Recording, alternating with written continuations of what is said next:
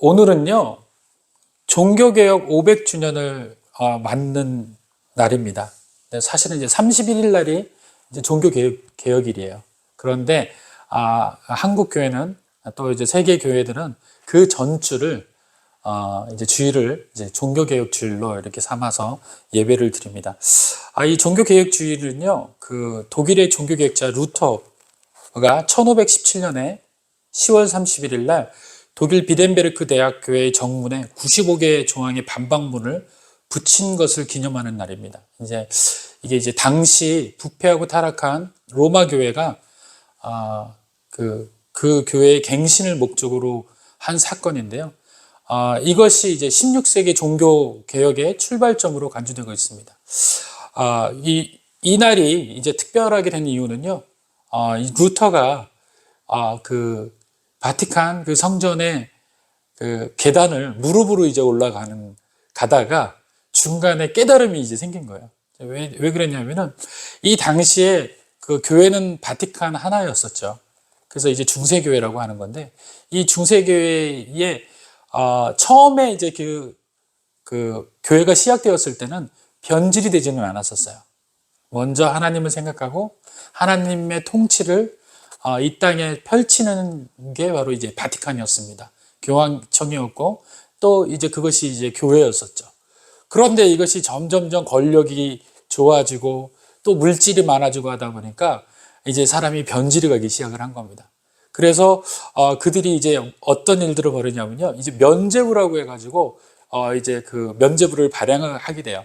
천주교에서. 근데 이것은 뭐냐면요, 죄를 면제한다라는 뜻을 가지고 있습니다. 그래서 자신들이 죽었던 조상들이 그 면죄부를 구매함으로 인하여서 그들의 죄가 사해질 수 있다, 이렇게 이야기를 하는 거예요. 그래서 그들이 그 동전 한 입을 집어넣으면 그 땡그랑 소리가 나는 그 바닥에 떨어지면서 땡그랑 소리가 날 때 한 영혼이 구원받게 된다, 이렇게 이야기를 한 겁니다. 그러고 난 다음에 그 돈을 모아서 뭘 했냐면요, 지금의 바티칸을 지은 거예요. 여러분들 이제 그 교황청 바티칸에 들어가 보면요, 4개의 보가 있어요. 기둥이 있습니다. 근데 그 기둥이 어마어마한 거예요. 근데 그 기둥이 무엇을 상징하냐면 바로 교함을 상징을 하는 겁니다. 그러니까 다시 말하면 하나님이 계셔야 될 자리에 이제 교황이 이제 자기가 하나님을 대신하여 이 땅을 통치하는 것처럼 그렇게 이제 하다 보니까 이제 많은 그런 부분들이 이제 폐단이고 잘못됐다라는 것을 알게 되었죠. 그러고 난 다음에 그것이 이제 첫 번째였고, 두 번째는 뭐냐면요, 형식주의적인 예배였었어요. 그래서 지금도 조금은 남아 있습니다. 그래서 천주교에 가면요, 예전을 되게 중요시 여겨요. 그래서 예배 시간 중에서 전체의 시간을 예전으로 하는 경우가 많습니다. 그래서 여러분들이 개신교보다는 천주교가 좀 거룩하다라는 그런 느낌을 많이 받는 이유가 바로 그 예전 때문에 그래요. 그 형식주의 때문에 그렇습니다. 그 형식주의로 인해서 루터도 마찬가지로 그 형식을 빌어서 그 계단을 사제들은 그 교황청의 계단을 무릎으로 올라가면서 회개를 하는 거예요. 그리고 예수님이 십자가상에서 그 골고다를 올라갔던 그 느낌을 그 무릎으로 계단을 올라가면서 예수님이 가졌던 그 느낌을 고스란히 가져서 신앙으로 받아들이려는 그런 이제 목적을 삼고 있었습니다. 그러다가 이렇게 올라가고 있는데 오늘 여러분들에게 드렸던 말씀, 로마서 1장 17절 말씀에 이렇게 나온 거예요.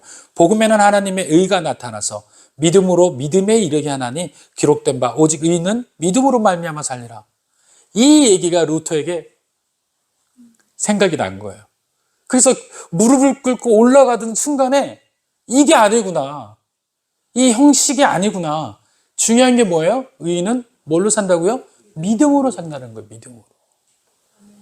형식으로 사는 게 아니라는 거예요. 외견으로 사는 것이 아니라 오직 의인은 믿음으로 산다는 거예요. 그것을 이제 깨닫기 시작을 합니다.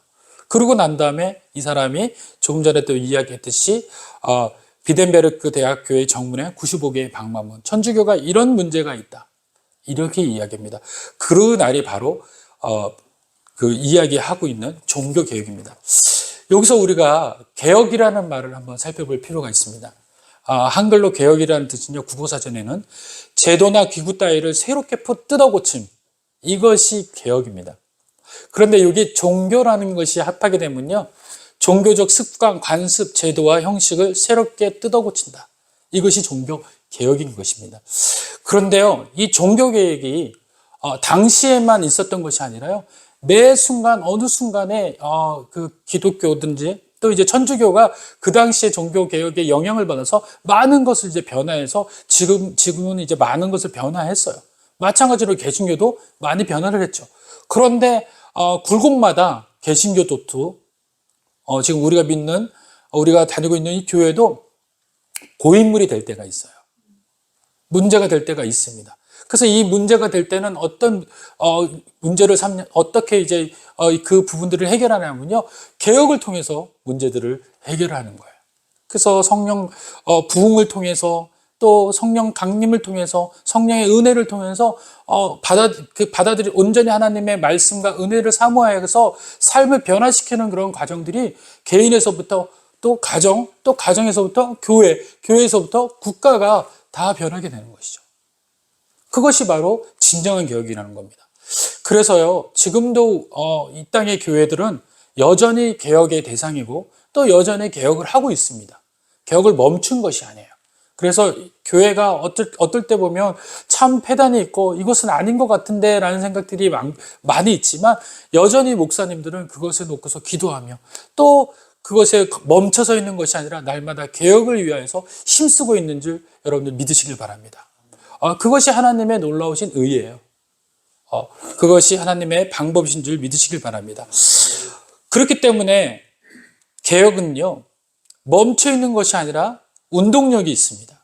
그리고 실제적 종교 개혁은요, 우리 삶에서 먼저 개혁이 일어나야 되는 겁니다. 교회가 개혁을 해야 되는 것이 아니라 내 자신이 먼저 하나님 앞에 개혁해야 된다는 의미를 갖는 것이 가장 중요한 개혁이다라는 것을 기억해 두고 오늘 여러분들에게 한 사람을 소개할까 합니다. 오늘 여러분들 야곱이라는 사람을 참 많이 들었을 거예요.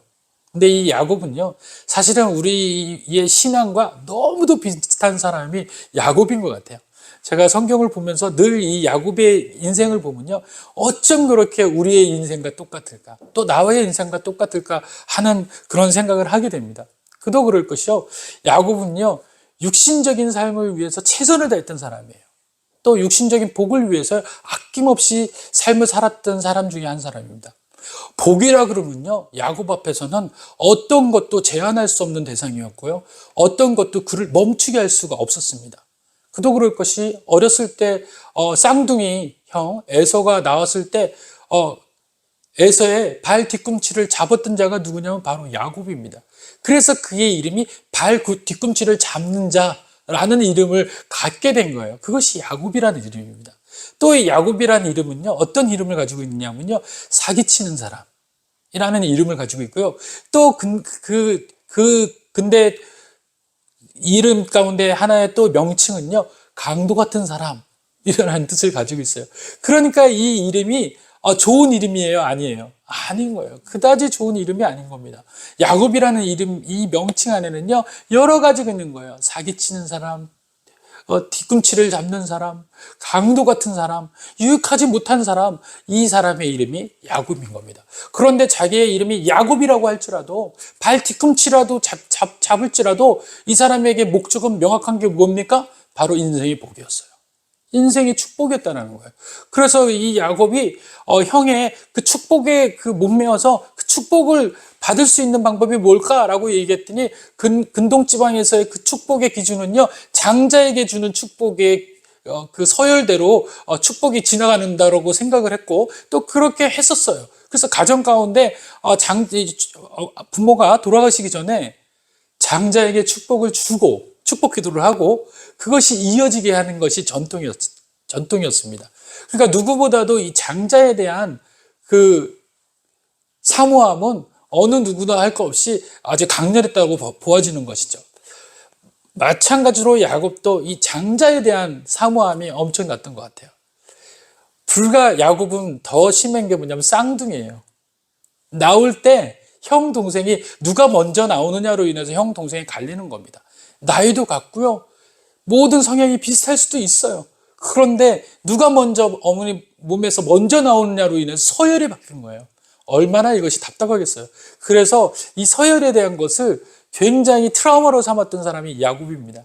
그래서 나중에 뭘로 이 야곱이 그 형의 장자의 직분을 뺐습니까? 팥죽 한 그릇으로 장자의 직분을 뺏어요. 그리고 그걸로 마치지 아니하고요. 또 아버지가 눈이 어두워서 이제 마지막 이제 임종의 날이 얼마 안 가서 그래서 이제 장자에 대한 축복을 나눠줄 때 그 축복권을 빼앗은 자가 바로 이 야곱입니다. 그러니까 인생의 복을 위해서라면 혈연 관계도 마다치 않고 혈연 관계 절명도 마다치 않았던 사람이 이 야곱이에요. 그래서 얻었던 게 무엇일까요? 성경에 보니까요, 얻은 게 없어요. 얻은 게 없습니다. 여러분들 이쯤 되면 축복을 받으려고 가진 애를 썼으면 적어도 자기에게 남겨진 것이 무엇인가 있어야 되잖아요. 그런데 인생의 축복의 모든 것에 앞에 섰는데도 불구하고 그에게 남겨진 건 인생의 복이 아니었다라는 겁니다. 그러고 난 다음에 그가 바단 아람이라는 그 자신의 외삼촌 그 라반이 있는 곳으로 도망가기 전에 그가 잠시 하루를 머물고 그가 휴식을 취했던 곳이 어디예요? 베델이라는 곳이에요. 베델이라는 곳에 그 돌베개를 누워서 잤을 때 그때 하나님이 그 앞에 나타나서 약속을 합니다. 네가 어디에 가든지 함께 할 것이며 너에게 아브라함과 이삭이 줬던 그 복을 너에게도 주겠다라고 약속을 하는 것이죠. 그래서 이 약속을 얻고 이렇게 이야기합니다. 꿈을 딱 깨자마자 야곱이 이야기를 하죠. 만약에 하나님께서 아브라함의 하나님, 나의 조부의 하나님께서 나를 다시 이곳으로 돌아오게 하신다면 제가 여기서 하나님을 위해서 제단을 쌓고 예배를 드리고 또 10분의 1을 하나님께 매월 드리도록 하겠습니다. 이렇게 약속을 해요. 그러고 난 다음에 이제 몇 년이 지난 겁니까? 삼촌한테 가서 20년이 지나요. 20년이 지나고 돌아오는데 형에게 이제 돌아오는 다시 가나안이라는 그 길로 돌아오게 되는데 누가 지금 자기 앞에 이제 걸려 있는 거예요. 형이 걸려 있는 거예요. 형이. 에서가 걸려 있는 거예요. 에서가 형이 자기를 죽이려고 군사를 데리고 지금 자기에게 오고 있는 중입니다. 이 두려움에 빠졌던 이 야곱이 이제 곰곰이 생각해 봤더니 이 인생에 자기가 이렇게 살면서 복을 향하여서 인생의 축복을 위해서 이렇게 달렸는데도 불구하고 여전히 내 앞에는 뭐예요? 복이 아니라 곤란함과 어려움과 고난이 내 앞에 놓여 있다라는 거예요. 그래서 이 문제를 해결하지 않고서는 도저히 해결할 수 없겠다 싶어가지고 거기서 어떻게 합니까? 머물고 있었는데 야복 강가에서 누가 나타나요? 하나님의 사자가 나타나서 그거 씨름을 하기 시작을 합니다. 그 씨름 가운데서 그가 나에게 축복을 주지 않으면 내가 여기서 당신을 보내드릴 수 없습니다 라고 하면서 그 축복을 위해서 애씁니다. 근데 그 축복이 뭐였냐면요, 육신적 축복이 아니었어요. 이때 이 야곱의 축복은요, 영적 축복에 대한 복을 이제 달라라고 이야기를 하는 겁니다. 이게 아니다라는 걸 알게 된 거예요. 다시 말하면 하나님이 함께 하시며 하나님이 늘 동행하시는 것을 이제 못 박아달라고, 인생 가운데 못 박아달라고 이야기를 해요. 그래서 오늘 야곱의 이름이 바뀌게 됩니다. 뭐라고 바뀌어요? 이스라엘로 바뀌게 돼요. 이게 히브리어로 어떻게 됐냐면 이스라와 엘로 합성어예요. 이스라 플러스 엘이에요. 엘은 하나님을 이야기해요. 그래서 엘로힘, 그러면 하나님의 이름을 이야기하죠. 그래서 엘자가 들어간 건 다 하나님을 상징을 합니다. 그러니까 이스라는 뭐냐면 그가 이겼다라는 뜻이에요. 그걸 합치면 어떻게 되는 거죠? 그가 이겼다. 누구를? 하나님을 이겼다. 그래서 이스라엘이 된 겁니다. 그래서 오늘 이 이름이 바뀌어요. 하나님을 이겼다. 그가 하나님을 이겼다. 그래서 하나님이 뭐라고 얘기해요? 이제 네가 하나님을 이긴 사람이야. 이스라엘이라고 이름을 바꿔라 라고 이야기합니다. 그러고 난 다음에 여러분들 창세기 32장에 보시면요, 창세기 33장에 보시면 이렇게 이야기합니다. 창세기 33장 17절, 18절에 보면 야곱은 숫곳에 이르러 자기를 위하여 집을 짓고 그의 가축을 위하여 우릿간을 지었으므로 그 땅 이름을 숫곳이라고 부르더라. 이렇게 이야기를 하고 있고요. 그 앞서 15절에 이야기하면요. 그곳에 머물게 된 이유를 이제 설명을 합니다. 자, 여기서 이스라엘로 바뀐 그 야곱이 이제 에서를 만났는데 자기가 생각하는 만큼 에서가 두려운 관계가 아니었어요. 그가 마음이 풀어져서 온전하게 그를 받아들이고 또 그 가족 간의 형제 간의 우애를 나누게 된 겁니다. 이때 느끼게 되죠. 아, 하나님과 함께하는 이 영적 축복이 육신으로 가지고 있는 이 축복의 복보다 월등하구나를 알게 됩니다. 이것이 중요한 게 아니었구나. 제일 중요한 건 뭐예요? 삶 가운데에서 평안함, 평강이 있는 것이 가장 중요한 거구나. 그리고 하나님이 그 모든 평강 가운데서 역사하시는 분이구나라는 걸 깨닫게 돼요. 그러고 난 다음에 에서와의 관계가 끊어지고 난 다음 자기가 했었던 과거에 있었던 하나님과의 약속, 다시 말해서 베델에서 삼촌 라반에게 갔을 때 하나님에게 드렸던 약속, 내게 베델 땅으로 다시 돌아오게 되면 거기서 제단을 쌓고 하나님께 예배를 드리며 11조를 드리겠습니다라는 생각을 완전히 잃어버려요. 왜 잃어버렸냐면 바로 여러분들 33장 15절 다 같이 한번 읽어볼까요? 시작.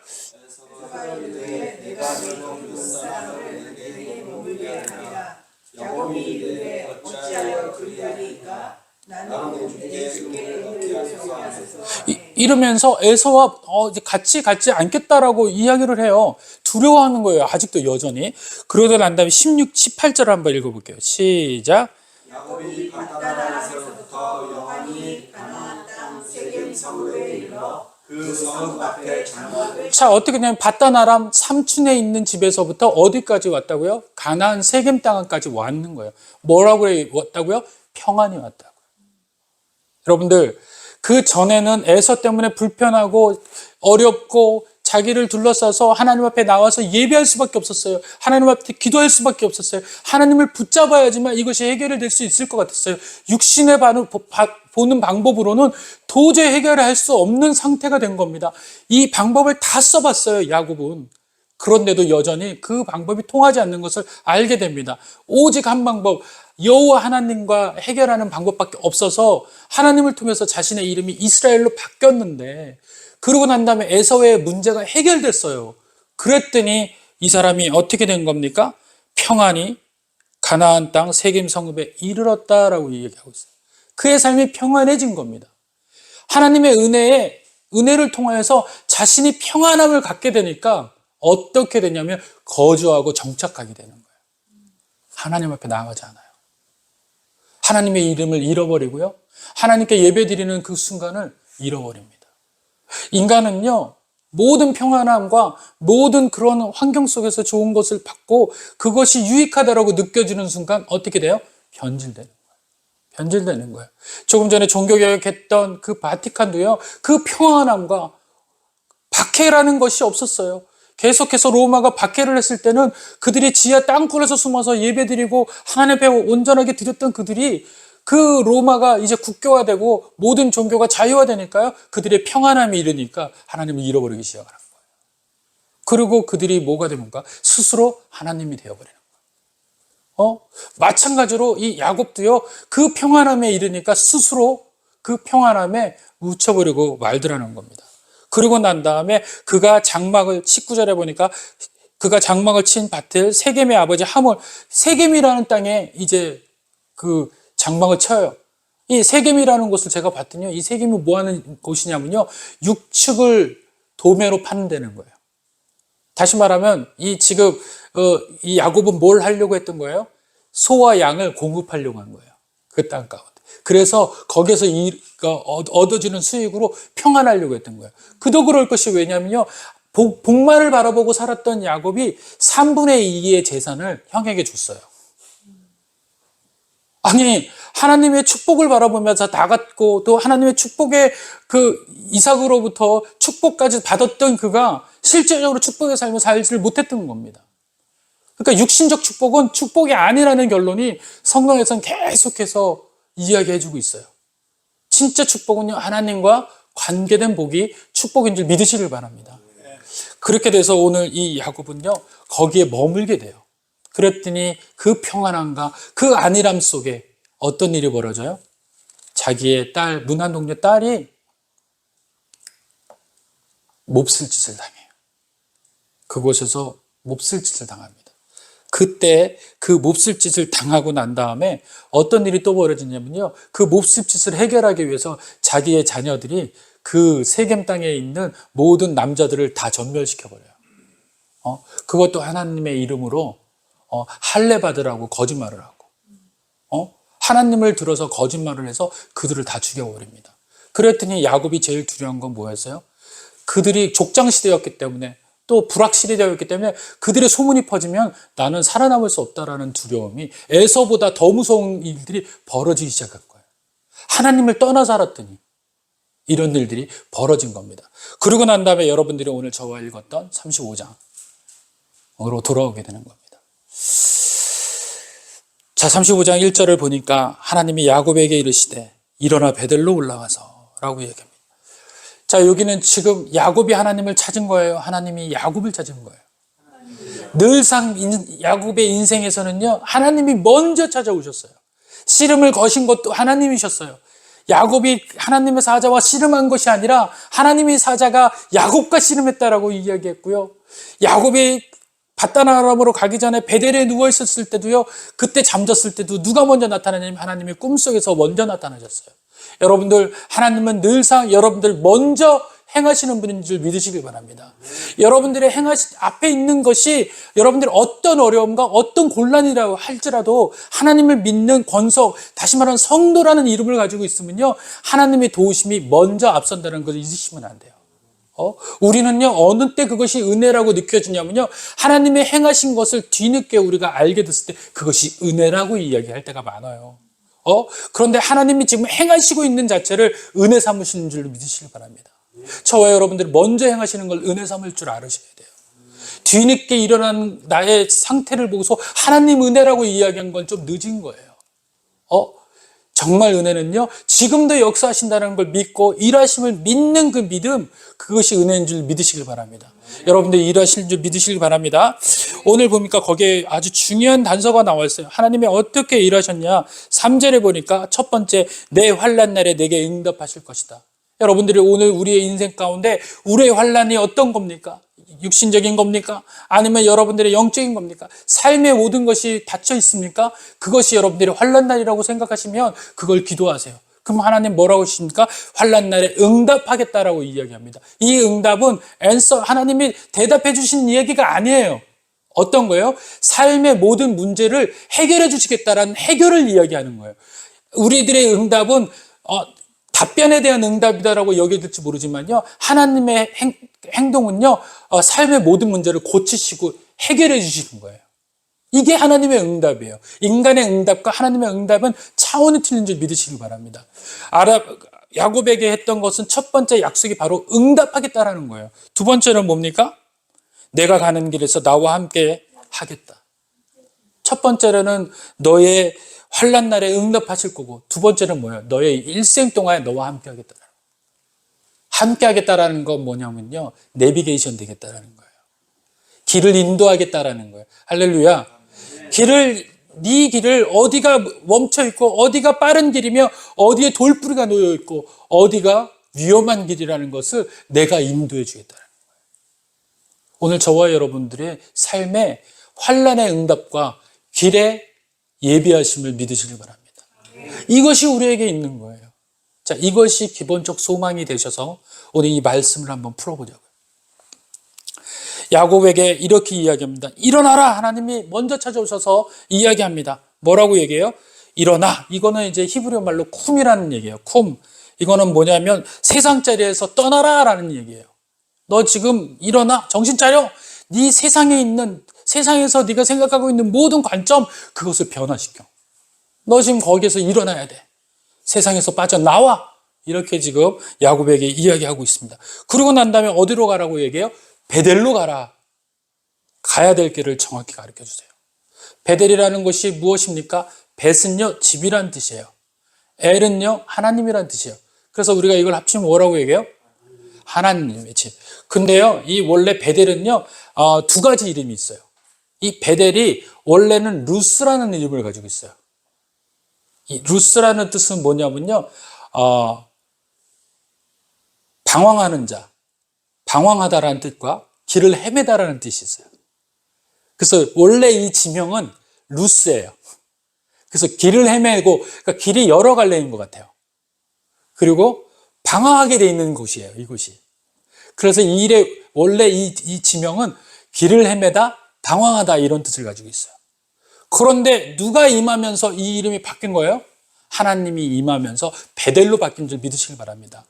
여러분들의 인생에 길을 헤매고 방황하는 인생 가운데 하나님이 임재하시면 여러분의 그 인생이 하나님의 집이 된 줄 믿으시길 바랍니다.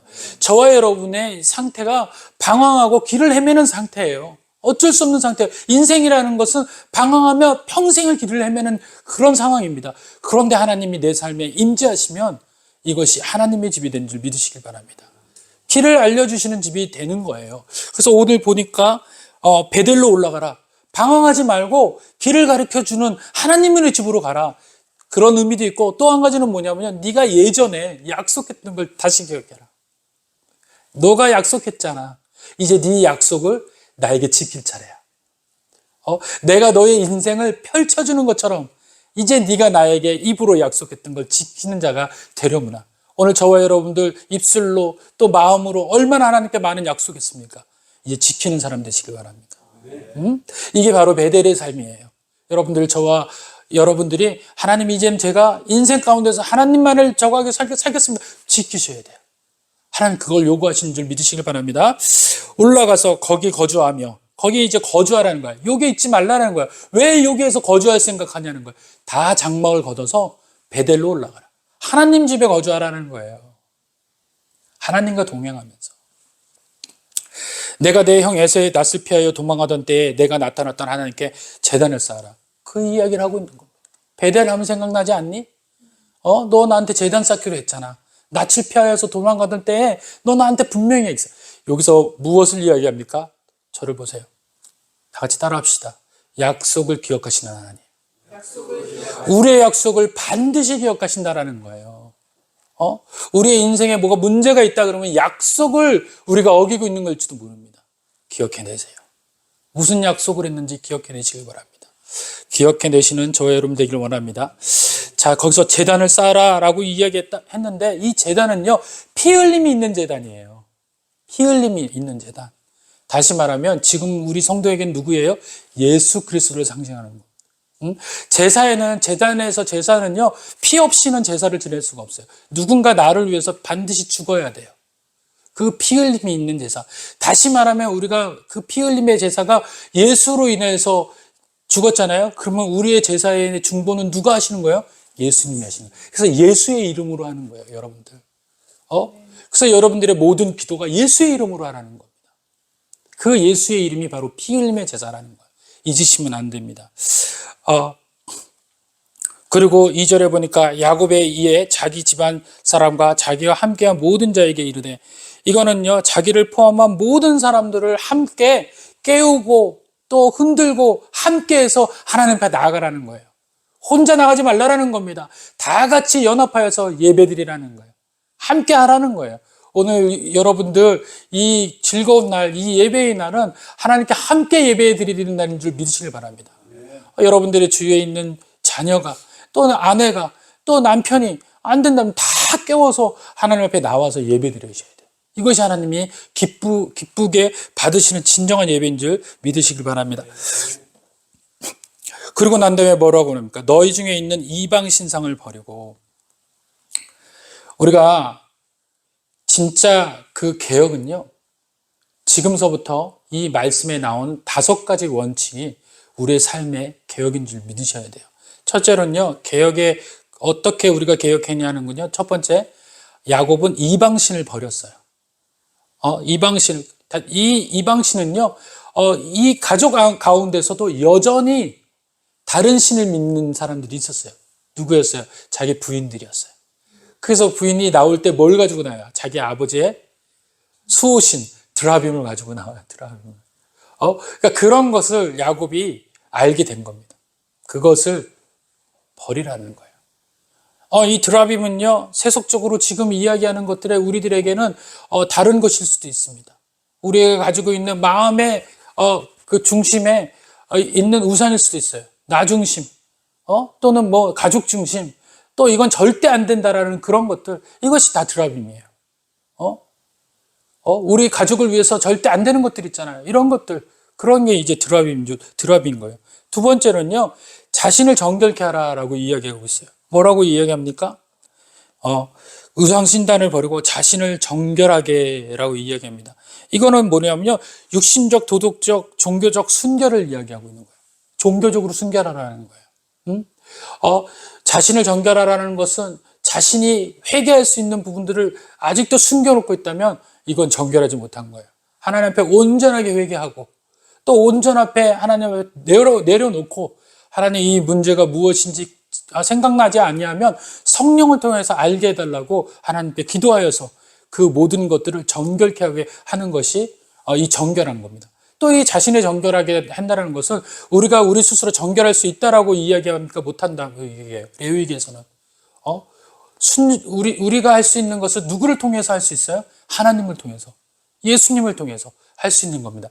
여러분들, 오늘 여러분들이 드려지는 헌금이 여러분들이 가지고 있었을 때는 뭐예요? 그냥 물질이에요. 그런데 하나님께 드려지면 어떻게 돼요? 여러분들이 그냥 물질이 헌금이 되는 줄 믿으시고, 이게 구별된 거예요. 할렐루야. 믿습니까?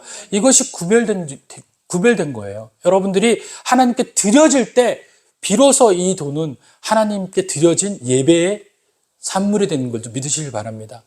마찬가지예요. 여러분들이 평상시에 한 주 동안 살다가 오늘 이 예배를 드리잖아요. 여러분들은 어떻게 돼요? 성화되는 거예요. 변화되는 거예요. 하나님의 역사가 여러분들 삶 가운데 임재하셔서 여러분들이 드려지는 예배가 되는 줄 믿으시길 바랍니다. 세 번째는 의복을 바꾸어 입으라. 이 이야기는요, 요즘 말로 하는, 다 같이 따라합시다. 개혁하라. 이것이 개혁하라. 의복을 바꾸어 입는 거. 모든 상태를 변화시키는 거. 다시 말하면 세상 사람으로 남아 있었던 내가 예수 그리스도의 사람으로 변화시키는 거. 이게 개혁이에요. 이게 개혁입니다. 오늘 하루 내가 자연으로 살다가 주님에게 예배드리겠어요. 이거 뭐예요? 개혁하는 거예요. 평범하게 살다가 오늘 하나님께 기도하는 거. 이게 개혁인 거예요. 기도 안 하는 자가 기도하는 거, 인생의 믿음의 개혁인 겁니다. 삶의 모든 분야에서 개혁인 줄 믿으시길 바랍니다. 그리고 네 번째로는 일어나라라는 겁니다. 위에서 일어나라는 건 세상에서 일어나라라는 의미입니다. 그리고 여기서 똑같이 일어나라라는 이 얘기는 육신적 삶에서 영적 삶으로 변화시켜라라는 거예요. 이제 육신의 복을 원하지 말고 영적 복이 무엇인지 분별하라. 그걸 더 사모하라라고 이야기하는 겁니다. 마지막으로는 뭐라고 이야기합니까? 베델로 올라가자. 하나님의 집으로 올라가자라고 이야기합니다. 그리고 그들의 모든 그 재산들, 이방신들을 4절에 보니까 35장 4절, 그들이 자기 손에 있는 모든 이방신들과 자기 귀에 있는 귀고리들을 야곱에게 주는지라. 다 받아서 모든 것을 어디에다 묻어요? 상수리나무, 세겜 근처 상수리나무. 그런데 이 세겜 땅은요, 아브라함도 이 상수리나무에서 예배를 드린 적이 있어요. 그러니까 하나님이 절묘하게 지금 누구와 누구를 연결시키고 있어요? 조부 아브라함과 야곱을 연결시키고 있어요. 하나님이 이렇게 복을 주시겠다고. 이 이야기는요, 하나님 위에서는 뭐라고 이야기합니까? 이제 네 약속을 기억해 라고 얘기하셨죠? 여기서는 어떻게 얘기해요? 내 약속이 바로 이거야. 그러니까 서로의 약속을 확인하는 거예요. 그래서 세겜나무라는 이 나무에서 야곱은 자기 할아버지가 했던 하나님과의 그 관계를 생각하게 됩니다. 이 모든 일이 끝나고 난 다음에 어떤 일이 벌어지느냐? 5절에 한번 볼게요. 자, 야곱의 자녀들과 야곱들이 전부 다 이제 짐을 챙겨서 어디를 떠나요? 세겜을 떠났어요. 하나님이 그 사명 고울들로 크게 두려워하게 하셨습니다. 야곱은 모르죠. 자기는 떠난 것밖에 없어요. 그런데 이 떠나면서 얼마나 두려웠겠어요. 언제 저들이 우리를 죽이러 올까? 분명히 소문이 다 퍼졌을 텐데. 여기 고을 세겜이라는 고을에 남자가 다 죽은 거예요. 그러니까 그 주위에 친밀했던 사람들, 가족과 연관된 사람들이 야곱을 가만둘 리가 없잖아요. 그것이 두려웠는데 하나님이 어떻게 하셨다고요? 그들의 마음을 크게 두려워하겠다. 심령을 두려워하게 한 거예요. 하나님의 놀라운 역사가 그 고을 주변에 있는 모든 사람들의 영향력을 펼친 거예요. 하나님 이런 분이심을 믿으시길 바랍니다. 우리에게도 동일한 그런 역사가 일어나게 될 줄 믿으시길 바랍니다. 아들들을 추격하는 자가 없었더라. 5절에 6절에 보니까 그와 함께한 모든 사람이 가나안 루스 베델에 이르고 그가 거기서 제단을 쌓고 그것을 에베네셀이라고 불렀으니 이는 그의 형을 낯을 피할 엣베델이라고 불렀을 때 이는 그의 형의 낯을 피할 때 하나님은 거기에 그에게 나타나셨습니다. 그리고 하나님이 10절에 다 같이 한번 읽어볼게요. 시작. 하나님이 내게 이르시되 내 이름이 야곱이지만 내 이름을 다시 야곱이라 부르지 않겠고 이스라엘이라 내 이름이라 하시고 그가 그의 이름을 이스라엘이라 부르시고. 그렇습니다. 앞에 분이엘에서 야복강가에서 싸워서 이름을 쟁취했어요. 야곱을. 그때 야곱이 뭐였죠? 이름이 이스라엘이었습니다. 그런데 여러분들 눈치챘습니까? 오늘 이 말씀 중에는 이스라엘이라는 이름으로 나오지 않았어요. 뭘로 나왔어요? 야곱. 여전히 야곱이라고 나옵니다. 여전히 도둑놈이고요. 여전히 발 뒤꿈치를 잡는 자고요. 비열한 자이며 강도였어요. 야곱의 이름이 바뀌지 않았어요. 왜 야곱의 이름이 이스라엘이라고 이름을 하였는데 왜 여전히 야곱의 이름으로 살았을까요? 그 이유가 있습니다. 앞에 이스라엘이라는 이름은요, 이스라, 그가 이겼다. 누구를? 하나님을 이겼다라는 이름으로 살았기 때문에 그래요. 늘 우리의 인생은 하나님을 이기려고 살기 때문에, 하나님을 이겨서 쟁취하는 예배자로 살기 때문에 우리는 여전히 그 이름이 승리의 이름인 줄 알고 착각하고 사는 거예요. 그러니 여전히 이스라엘처럼 살지만 사실은 야곱처럼 살게 되는 겁니다. 어떨 때요? 우리가 하나님을 이길 때. 하나님의 뭔가 해달라고 요구할 때 이기려고 드는 거예요. 하나님 내 방법대로 해주세요. 내 기도대로 좀 해주세요. 이거 하면 잘 될 것 같아요. 이것이 뭡니까? 하나님을 이기는 삶이에요. 그것이 이스라엘이었어요. 그런데 오늘 이 본문에서 이스라엘 이름은요, 하나님이 그를 이겼다. 이름이 바뀐 거예요. 여기에 이스라엘은 뭐예요? 하나님이 진짜 이제는 야곱을 이기신 하나님이 되신 거예요. 여러분들이 우리의 이름은 바뀌어야 됩니다. 우리의 모든 삶에서 하나님이 이기는 삶의 이름이 되어야 될 줄 믿으시기 바랍니다. 저와 여러분들의 인생에서 이제 더 이상 하나님을 이기려 들지 말고 하나님이 나를 이기는 이름이 되어지는 그런 역사가 인생 가운데 있기를 원합니다. 이것이 바로 종교개혁이에요. 그 당시에 루터가 그것을 승복한 것이 뭡니까?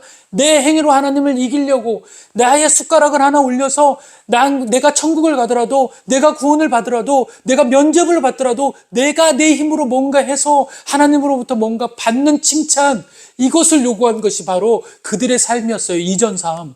그런데 거기서 믿음으로 살리라라는 이야기가 그것이 아니다라고 하는 것. 다시 말하면 이제 하나님의 이름으로 살아야 된다는 거, 하나님이 이기는 사람이 되어야 된다는 거, 하나님 앞에 승복하는 자가 되어야 된다는 거, 우리의 삶 가운데서 하나님이 늘 이기는 그런 인생이 되어야 된다는 걸 하나님 말씀하고 계시는 겁니다.